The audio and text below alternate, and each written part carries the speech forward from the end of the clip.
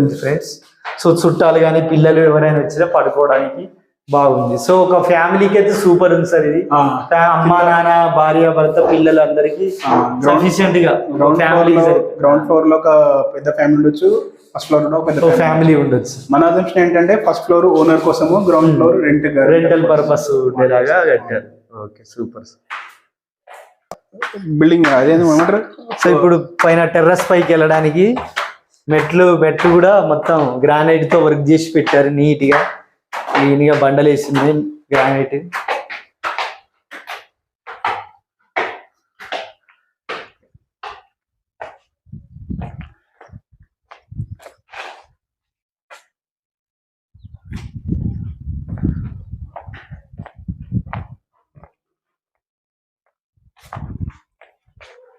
So ఇక్కడ మంచి terrace ఉంది, పెద్దగా విశాలమైన టెర్రస్. ఇక్కడ నుంచి సో ఏమైనా శుభకార్యాలు ఎనీ ఫంక్షన్ చేసుకోవడానికి చాలా బాగుంటది, చుట్టాలు అందరూ రావడానికి. వాటర్ ట్యాంక్ కూడా 1500 litres water tank. So Ashirvad water tank ఎంత, దీని కెపాసిటీ ఎంత సార్? 1500 లీటర్స్ ఉన్న వాటర్ ట్యాంక్ ఉంది. సో ఆల్రెడీ కనెక్షన్ వర్క్ అంతా కంప్లీట్ అయ్యే ఉంది.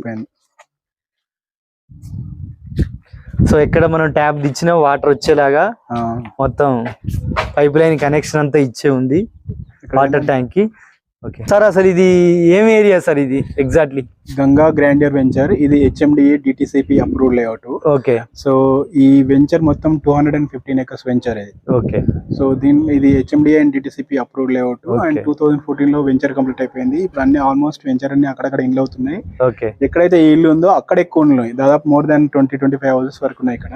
ఓకే. సో ఈ వెంచర్ ఏంటంటే నేషనల్ హైవే 44 కి అండ్ రైల్వే స్టేషన్ మధ్యలో ఉంటుంది. సో సేమ్ డిస్టెన్స్ ఉంటుంది, రైల్వే స్టేషన్ కూడా సేమ్ డిస్టెన్స్ ఉంటుంది. కనెక్టివిటీ మంచిగా 1 కిలోమీటర్ వెళ్తే రైల్వే స్టేషన్ వస్తుంది, 1 కిలోమీటర్ వెళ్తే నేషనల్ హైవే వస్తుంది. ఇది అంటే అటు ఏంటంటే పొల్యూషన్ కూడా చాలా